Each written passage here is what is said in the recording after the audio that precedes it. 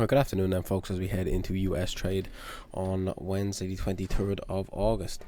It's pretty substantial moves across euro dollar, mainly cable this morning, as we had some weak economic data from the Eurozone and from the UK as well. You can see sterling tumbles as weak PMI as traders betting on a lower terminal rate, so traders betting on a lower terminal interest rate out or from the Bank of England, should I say, rather than what they had initially been anticipating. You know, some market participants thought we'd nearly get up towards 7%, but if continuing economic data continues to be weak, that really puts paid to those thoughts. I mean, in terms of market moves across the board, apart from that, you see currencies little changed ahead of Jackson Hole. There's not a massive amount going on. Markets don't really want to go too far in one direction.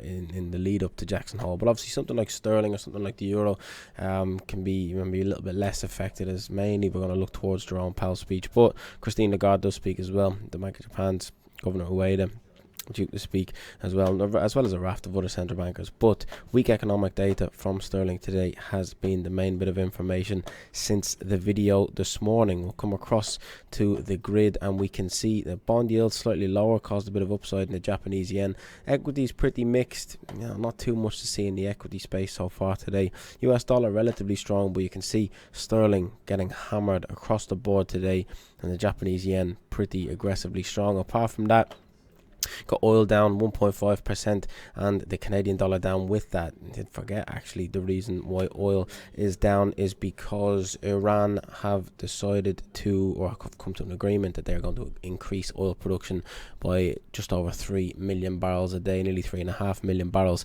a day. So that obviously dilutes the oil market slightly, increases supply of oil. Couple that with a struggling Chinese economy as well is a good recipe for a bit of downside in the price of oil, which drags the Canadian dollar lower with it, and that probably looks set to continue for a while as oil has smashed lower over the course of today. That and sterling are the two biggest movers over the course of the European session so far today. Now, if we have a look at the economic calendar, we can see German data, manufacturing PMI slightly above consensus but well below 50, so still a bad number. Services PMI, bad number, consensus 51, actual 47.3, so extremely bad number. The services PMI, the manufacturing PMI from the Eurozone as a whole, consensus 42, actual 43, so slightly above consensus, but again below 50, still a weak number on face value.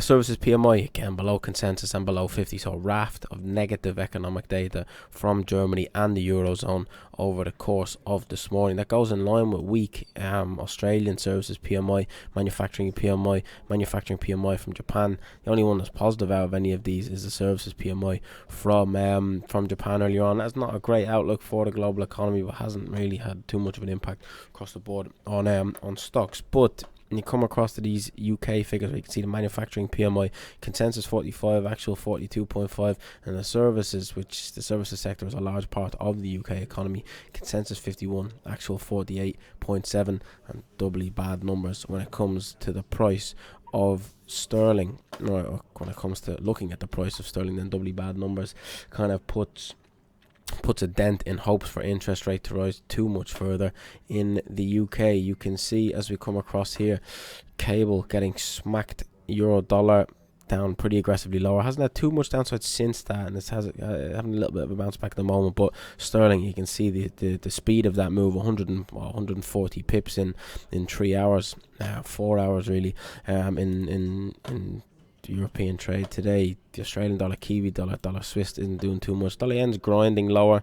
We can see it's clearly a euro and a sterling move. When you look at dollar yen grinding lower, that would be dollar strength then, which hasn't really played out. You would be seeing dollar strength across the board if that was a US dollar move. Dollar CAD pushing higher in line with oil pushing lower. So euro, sterling and dollar CAD all moving today off the back of some weak European data, some weak data from the UK, and you can see oil smashing lower, and it continues to smash lower over the course of today. We're down $2 from the highs since 7 o'clock this morning, and that shows no signs of slowing down just yet. You saw the reversal be posted, and you've got this head and shoulders in play on oil, as you can see there. You got a neckline through here, which we have managed to breach over the course of the last few hours, and certainly seems, certainly from a technical perspective, a test down there of the round number 74 wouldn't be too out of the question. And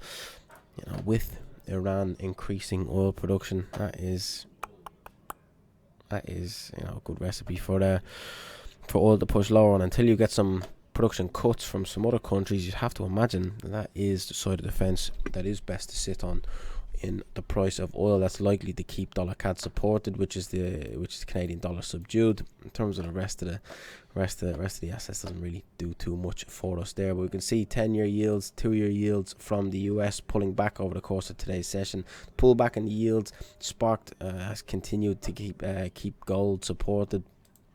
Continues to get dollar yen to grind lower, and there's a couple of assets that we were talking about in this morning's session have decided to play out. Equities, not too much really, a bit range bound. Rally sold on the S&P 500 this morning, kind of back where you started in terms of the open today. But the S&P, the Dow, the Nasdaq, and the Russell not doing too much. Now the DAX, you probably would have expected to see the DAX and the FTSE have a bit more downside than what they did, but the FTSE popped higher off the back of expectations for interest rates to not continue rising or have a lower terminal rate than markets initially expected. So that then is a positive for the FTSE. On the flip side, the negative for the FTSE is just downright bad numbers.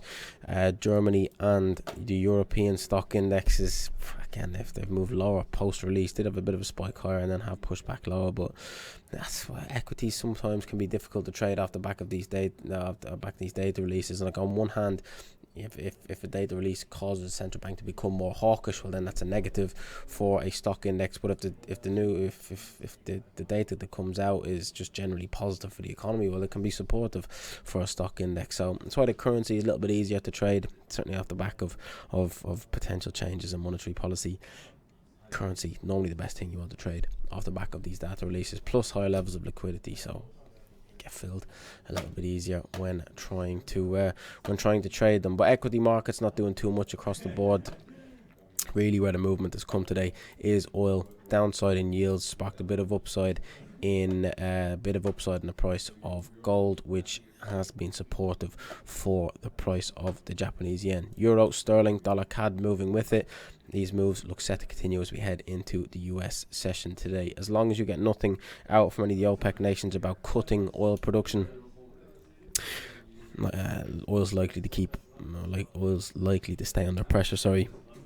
Have to imagine that move continues, especially on the good clear technical break as well. So oil, maybe it's difficult to sell it at the lows, but any rallies probably sell on oil. Dollar CAD likely to be supportive. Euro and cable certainly looking weak and under a bit of pressure off the back of weak data from the from the two respective nations earlier on this morning. So you'd have to hope that those numbers, or the reaction to those numbers, continues, and that is the side of the fence I would rather sit on. In terms of equity markets, a little bit sideways at the moment. I think I struggle to touch them pre-Jackson Hole that kicks off tomorrow.